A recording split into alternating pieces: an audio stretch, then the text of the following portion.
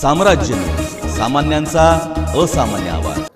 महाराष्ट्र राज्य परिवहन महामंडळाने श्रीशैलम येथे जाणाऱ्या भाविकांच्या सोयीसाठी गुरुवार 5 मार्च रोजी श्रीशैलम बस सेवेचा शुभारंभ पहाटे 5:30 वाजता सोलापूर बस स्थानक येथून प्रमुख मान्यवरांच्या हस्ते पूजन होऊन करण्यात आला।